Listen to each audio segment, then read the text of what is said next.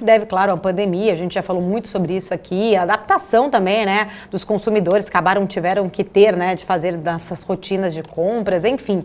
Como que você vê, né, esses bons números aí do e-commerce para essas empresas? Você acredita ainda que exista aí mais espaço ainda para a gente aumentar ainda mais esses números?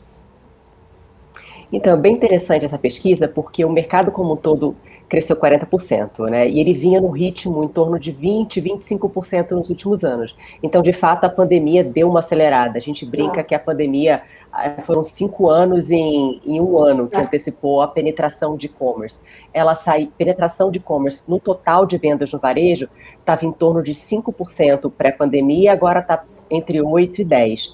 Mas se você pegar esses 45%, tem uma discrepância muito grande. Os players maiores, como Mercado Livre, Magazine Luiza, Via Varejo, eles cresceram bem mais do que isso. O Mercado Livre, por exemplo, cresceu 100% o GMV dele em 2020.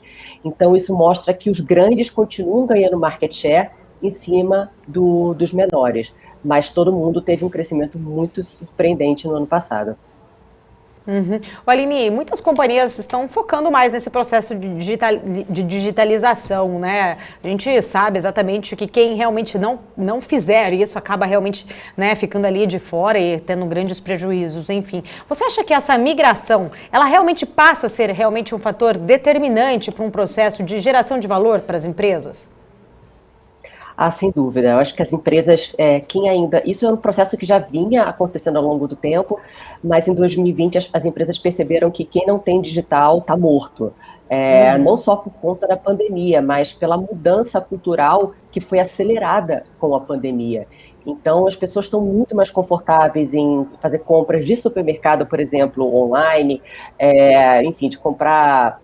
Você pega o Mercado Livre, eles têm 90 milhões de itens vendidos, então praticamente você consegue comprar qualquer coisa lá.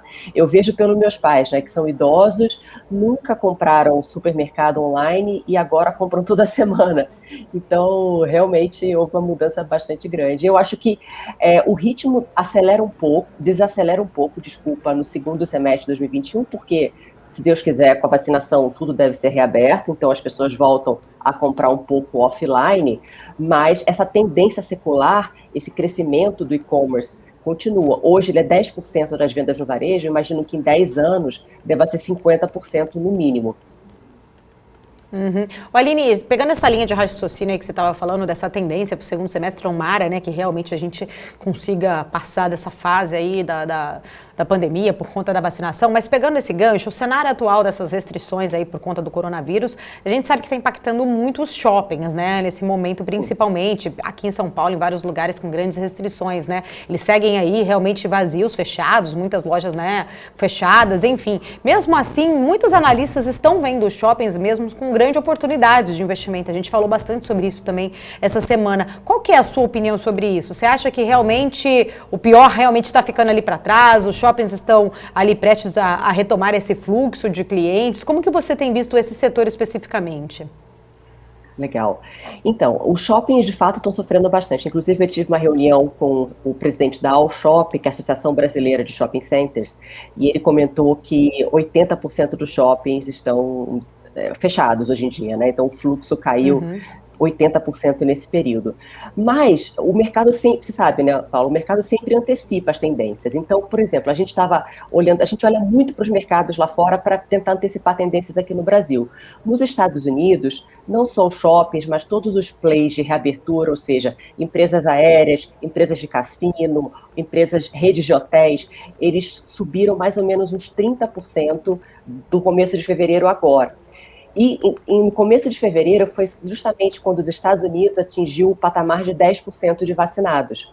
Aí a gente foi olhar para o Chile, que está bem avançado na vacinação também, e a gente viu o mesmo movimento. No Chile foi um pouquinho mais tarde, mais ou menos com 20% da população vacinada, esses plays de reabertura, varejo, shoppings, começaram a ter uma performance muito boa. Então a gente olha para os shoppings brasileiros, eles estão muito atrasados, estão caindo em média eles são mais ou menos 40% do preço pré-pandemia. Então a gente acredita que esse rally vai acontecer aqui também. Um outro fator que a gente gosta bastante do setor no momento é que eles são extremamente baratos. Quando você olha para o custo de reposição, o que é o custo de reposição? Eu vou construir um shopping novo hoje. ele custa em média R$ 15.000 por metro quadrado. Os 3 maiores shoppings listados, que é a Multiplan, Guatemi e a BR Malls, negociam em média a 15.000 metros quadrados. Então é como se eu comprasse, se eu comprar na bolsa hoje, eles estão ao mesmo preço que eu construir um shopping novo. Só que eles têm uma vantagem enorme, eles têm pontos icônicos, por exemplo, o Guatemi Faria Lima, o Barra Shopping, o Morumbi Shopping, são shoppings emblemáticos em pontos incríveis, únicos, em que você não consegue substituir. Então, eles estão negociando num valuation extremamente barato. A gente tem uma luz no fim do túnel, mesmo que atrase um pouco a vacinação, em algum momento do segundo semestre deve estar tudo aberto de novo, e eles têm que, pelas nossas contas, eles têm que subir 80%, 100% para voltar para o preço pré-pandemia. Então, é uma posição que a gente montou nos fundos há 3 semanas e que vem dando bastante resultado. O Aline, tem uma pergunta aqui do Fernando, na verdade ele faz um comentário primeiro, depois ele faz a pergunta. Fernando Pio, ele fala o seguinte: os patamares atuais das empresas de varejo continuam muito alto. O fato da compra ser online ou offline não justifica o valuation atual, porque a principal premissa do varejo continua sendo a renda. Sem renda não faz diferença ser online ou offline. O que você acha? Aí ele faz esse comentário e joga aí pedindo a sua opinião, Aline. Eu acho que o argumento dele é perfeito quando você olha para a pizza inteira do varejo. Realmente, sem renda, essa pizza inteira não cresce. Mas dentro dessa pizza, você tem o e-commerce ganhando market share em cima do varejo offline. Então, eles continuam crescendo, independente da pizza toda não crescer. Eles vão ganhando cada vez mais espaço, que é o que a gente tem visto. Como eu falei anteriormente, antes da pandemia, eles representavam 5% das vendas totais do varejo. Agora já são 10%. E eu espero que em 10 anos chegue a 50%. O Aline, a gente está falando aí de setor de varejo, falamos em shopping especificamente, a gente sabe, né, que setor de varejo e serviços acabaram sendo bastante afetados em relação à pandemia. Mas qual um outro setor, quais empresas desses outros setores que você pode destacar aí pra gente, que você acha que pode ser atrativo agora nesse momento para o investidor, que poderiam ser, né, na verdade, impactadas mais positivamente com os efeitos da vacinação e com a retomada das atividades? Muito legal. A gente tem uma caixinha dentro do fundo que a gente chama de plays de reabertura. Lá a gente tem esses shoppings que eu mencionei, a gente tem também alguns varejistas que não conseguem, cujos produtos não conseguem viajar bem online.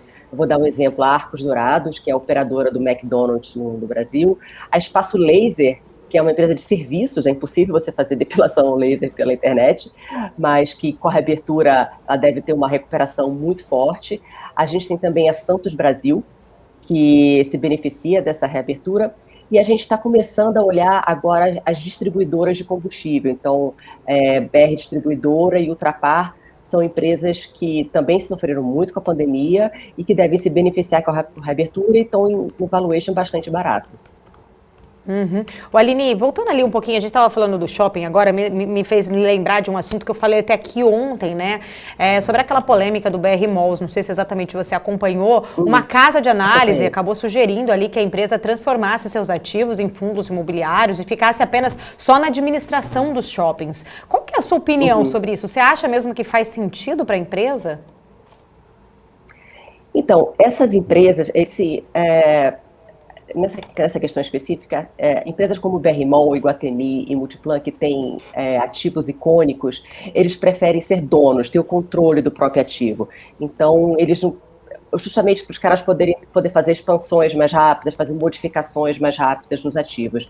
Então, eu acho que para ativos menos importantes no portfólio, talvez faça sentido. Mas para esses, no caso da BR Mall especificamente, que tem o Tijuca Shopping, que é um dos shoppings com maior venda por metro quadrado do país, não faria sentido.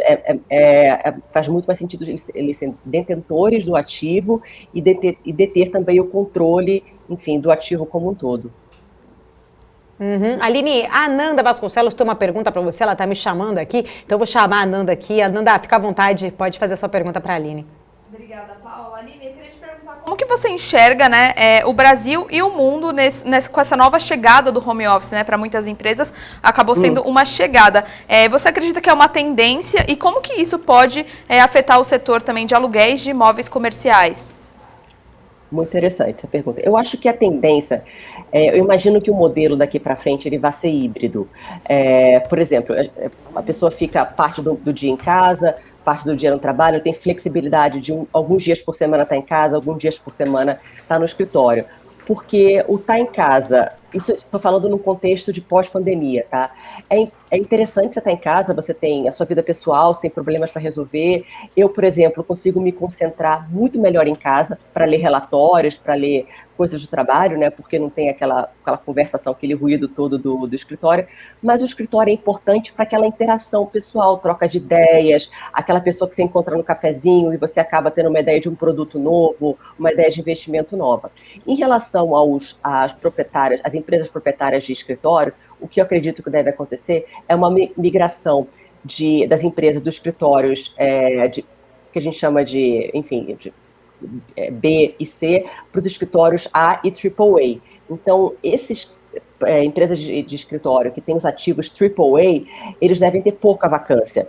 O aluguel deve sofrer um pouco, eles não devem conseguir aumentar muito o aluguel. Por outro lado, a vacância deles deve ser baixa. Então, as empresas provavelmente vão sair de escritórios piores para ocupar esses escritórios melhores.